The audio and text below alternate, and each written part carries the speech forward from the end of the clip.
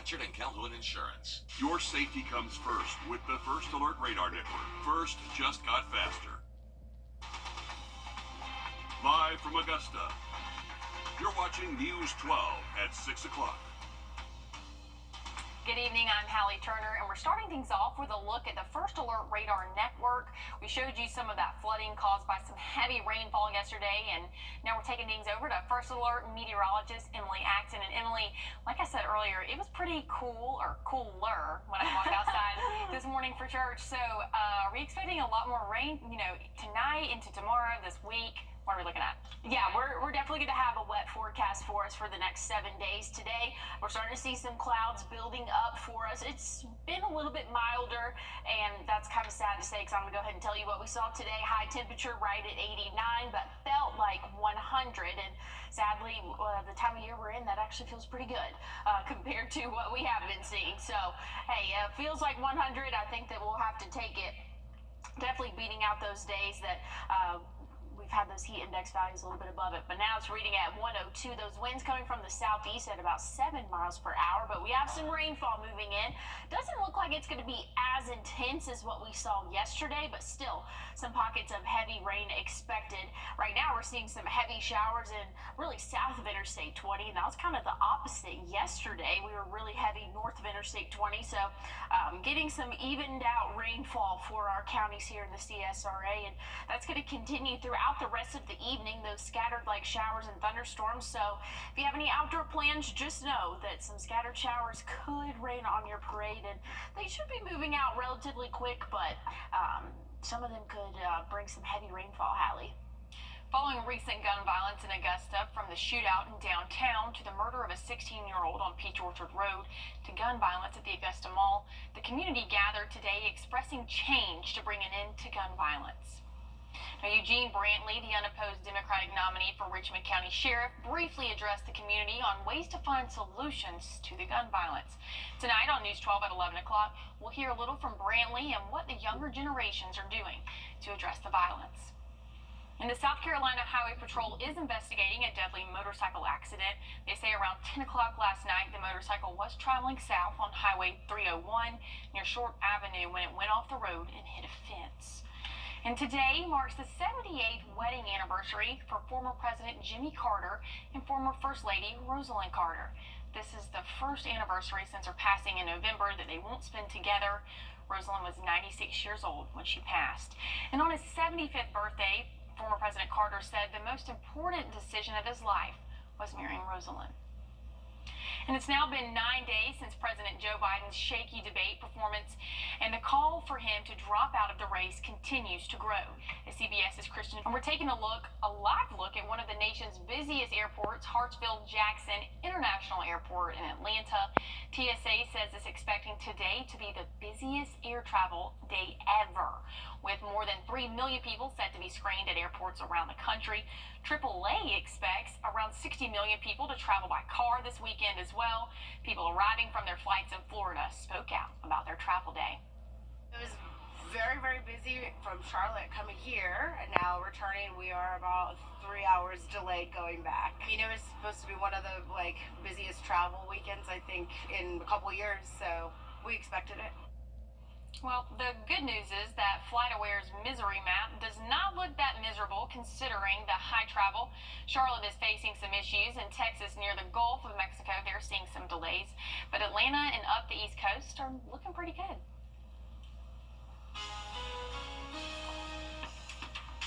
And Tropical Storm Beryl is starting to impact Texas. How the southern parts of the state are preparing for the storm that could increase into a hurricane when we get back. Well, showers and thunderstorms are starting to fire up again, and we're going to see another round of rainfall this evening. And that's not the only chance of rain we'll see this week. I'll let you know when else you can expect rain coming up. Transmart USA, located in Augusta Exchange. Tropical Storm Beryl is expected to intensify in the Gulf of Mexico before slamming into South Texas. The National Hurricane Center is predicting it will become a Category 1 hurricane. And today, the acting governor expanded the disaster area to 121 counties. Jen Sullivan looks at how Texas is preparing for the storm and why experts think this year will be a bad one for hurricanes. People along Texas's southern and central coasts are bracing for Tropical Storm Beryl. We've got the generator, we've got water, we've got a gas grill, we've got a charcoal grill. Many boarding up homes and businesses ahead of the storm. We have boarded up the windows, as you can see, and the guys have done a good job with that front and back. We have sandbags. I have picked everything up and at least 3 feet off the floor just in case we do flood. Beryl is expected to impact Texas late Sunday to early Monday morning, bringing damaging winds, life-threatening storm surge, and dangerous flooding. It will be a deadly storm for people who are directly in that path. Voluntary evacuation orders are already underway, and several counties are under tropical storm warnings. The National Hurricane Center predicting Beryl will strengthen to a Category 1 hurricane, making it the first of the 2024 Atlantic hurricane season to make landfall in the U.S. It's sitting in these waters that are more typical of late August and early September, so they're incredibly warm, which is what will let Beryl kind of organize better. Earlier this week, Beryl became the earliest Category 5 hurricane in the Atlantic on record. The storm has already caused catastrophic damage across the Caribbean, particularly in Jamaica and Grenada. Back in May, NOAA and the National Weather Service predicted this hurricane season to be a busy one. This season is looking to be an extraordinary one. Now, NOAA and the National Weather Service predicted a range of 17 to 25 total named storms in the Atlantic season, which runs through November 30th. Still devastating there, and we do have rain coming here in the CSRA as well, right, Emily? Yeah, we're tracking some rainfall right now. It's not currently raining here in Augusta, but we're starting to see that cloud cover start to build up, have some cumulus clouds behind me, so definitely have that chance for rainfall over the next couple of hours or so. But hey, that might help us feel a little bit better. Current temperature is 89. That's the high that we saw today, but check out the heat index. Really not doing too much with us being 89. Still feels like 102, so still a very warm day out there. Those dew points on the rise, so hopefully we'll get some rain to move in and kind of lower those dew points for us. But again, tracking some showers a little bit down to our south, moving into Burke County now, and that's going to continue to move northward. So Augusta, I wouldn't be surprised if we see a shower. Hopefully not as intense as what we saw yesterday, but once we get into the evening hours, there's the potential to see some more widespread, heavier rainfall, but should be moving out relatively quickly. Yesterday, we just had a downpour for about 4 hours straight. So thankfully, it looks like these showers should be moving out a little bit quicker than that. Tomorrow starting off dry, but an isolated shower can't be ruled out for the afternoon and into the evening hours for our Monday. Tuesday looking a little bit wetter in the afternoon, but again, those rain chances are going to be pretty consistent over the next 7 days, especially for those afternoon hours. That's going to help keep us in those lower 90s to middle 90s for the high temperature, but again, it's really not going to help us out in terms of feels like. Tomorrow feels like temperatures will be past that century mark, 102 to 103. Once we get into Tuesday, that's when we could see some heat advisories out for us. We could see heat index values around 106 to 107 for us, and then Wednesday maybe a little bit better, but only by a couple of degrees, anywhere from 103 to 105.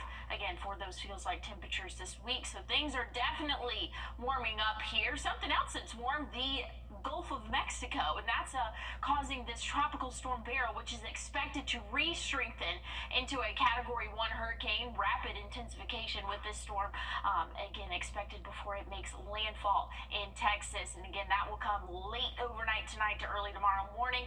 That could eventually bring some moisture to our area, but we're already seeing some afternoon showers and thunderstorms, so we'll just add to it a little bit probably later on in the week and into next weekend. But looking at temperatures, we're seasonable, maybe a degree below seasonable some days, but it's going to see those highs in the low 90s. Heat index values, though, will surpass that century mark pretty much every afternoon, so it's not going to feel like those lower 90s.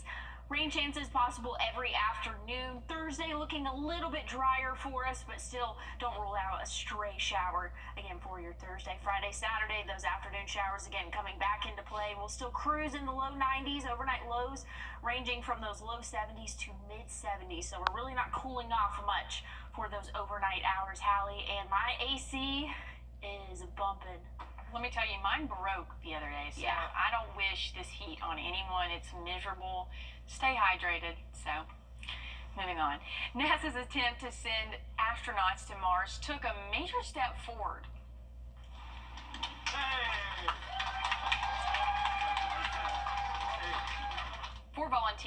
emerged following more than a year of full isolation here on Earth, all to stimulate and study what it would be like for humans to live on Mars.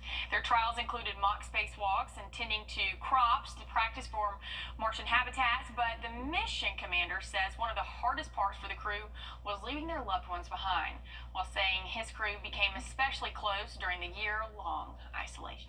During this mission, these people have given an incredible richness of shared experience and conversation, a gift of love and support that made this year possible. I am humbled that being away on a one-year Mars analog brought me closer to those I was with and those I left back at home. Now, NASA is hoping to send astronauts to Mars in the late 2030s. Two churches on South Carolina's James Island are breaking down racial barriers in a very real way. Reporter Sophia Wrdw shares their story of restoring hope after decades of division. There's decades of history between James Island Presbyterian Church and St. James Presbyterian Church. The two churches used to be one. Here, blacks and whites did worship with the African Americans in the balcony and the whites on the floor. But after James Island Presbyterian burned down, the church split. The whites went to one of the church members' homes, a plantation, but the blacks couldn't come. And so they walked down the street and began to have worship underneath an oak tree down in that direction where the church still is. The white members staying at James Island Presbyterian and the black members forming their own church, St. James Presbyterian. Since that split, the cemetery, where members of both churches have been buried for decades, remained segregated, separated by a fence. This is where the barrier used to be. Okay, right in here. But in the last few months, the pastors of both churches, Reverend Tricia Petraven and Reverend Dr. Brian Henderson, decided the barrier between the two needed to come down. The two church bodies came together one Saturday and removed the barrier. Within an hour, We had to run those. all those posts were gone, all the Both cable churches was did. out. Now the two churches are putting up peace posts where the fence used to be, with words on the posts like remorse, truth, and partnership. It's a whole litany of words that we think need to characterize this relationship. We are. Both pastors saying even though the pains of the past can't be changed, what they can focus on is healing. When people walk through here, they will see what was done to further the unity that we claim in our faith. The annual NATO summit is coming from Washington, D.C. for the first time in 25 years. How the national capital is preparing after the break. You can find ice-cold refreshment right here at Parker's Kitchen. Cool off with a large fountain drink for just 99 cents. That's a huge sweet tea for less than $1 at Parker's Kitchen. The room's to... It's hot outside and the deals inside Weinberger's Furniture are even hotter. It's time for Weinberger's Summer Savings. Oh, you mean people want more top-quality, famous brand furniture at sale prices too low to mention? Exactly. That's good news for all of Middle Georgia. Our floor samples are at great discounted prices. Save now on bedroom, dining room, living room, home office, and patio furniture. Don't miss these summer savings now at Weinberger's Furniture and Mattress Showcase.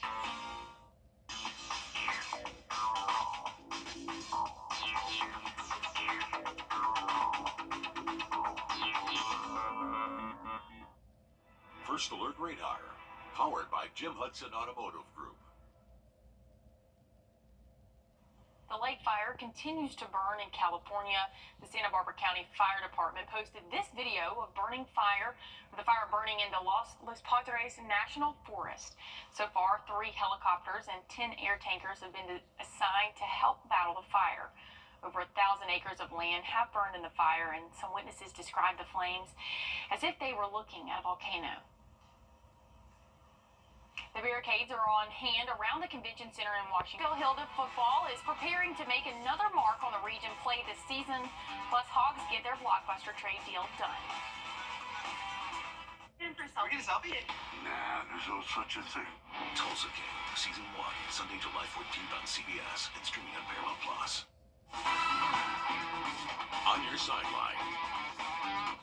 All right, we are in that sweet period where some teams are taking a break before things really ramp up for fall. Blackville Hilda football and Coach Kevin Jones know it's all about not straying too far from the roadmap before August hits.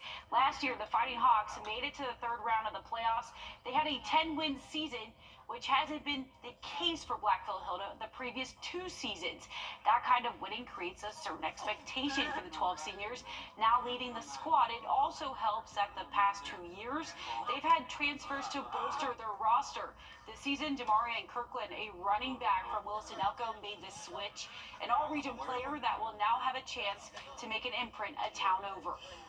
It's nice to have those connections and those bloodlines that bring these folks back. And what I think has really brought some folks back is they see success and they also see how hard we work for our kids and getting them recognized by these colleges and getting them into these camps. And you know, there's times I drive kids to camps that are in Atlanta, you know, and you know, we drive them to North Carolina. Like Jaquel Holman, the most recent of that senior group to commit to South Carolina. While they're called the Fighting Hawks, stick around at 11 to find out why Coach Jones calls this group the Honey Badgers. The NBA offseason still full at work. The Hawks' recent transaction now officially in place. Trae Young's running mate, guard DeJounte Murray, has been traded to the New Orleans Pelicans. In return, the Hawks get Dyson Daniels, E.J. Liddell, Larry Nance Jr., Cody Zeller, and more importantly, 2 first-round draft picks, a 2025 first-rounder and a 2027 conditional first-round pick. The Hawks originally did not have a first-round pick next year. All right, the Braves did my kind of shopping today, all done in the second inning for the most part. 5 runs, 3 homers, 4 by the end of it. They've now taken 2 out of the 3 in the first 2 series of the season against the Phillies. All right, take a look at this. Just before we go in the Astros-Twins game, Houston's Joey Loperfido makes an incredible barehanded catch. He leaped at the wall and caught the ball hit by Willie Castro, but the ball fell out of his mitt, and he made the barehanded catch by the wall while falling. I could not do this kind of juggling. I hope I'm never put in that position to do so as well. That was really cool to see. I didn't see it live, but I saw just a clip of it. That was pretty cool. That was really impressive. Very athletic. I couldn't do it. No, I could. Okay, that's some confidence over there, Hallie Turner. We'll have to see it. Looking at the 7-day forecast, afternoon showers can be expected. High temperatures could be in the low 90s for the next 7 days. Stick around. Don't go anywhere. We'll be back with more news, weather, and sports. All new tonight on News 12 at 11 o'clock. See you then. We're celebrating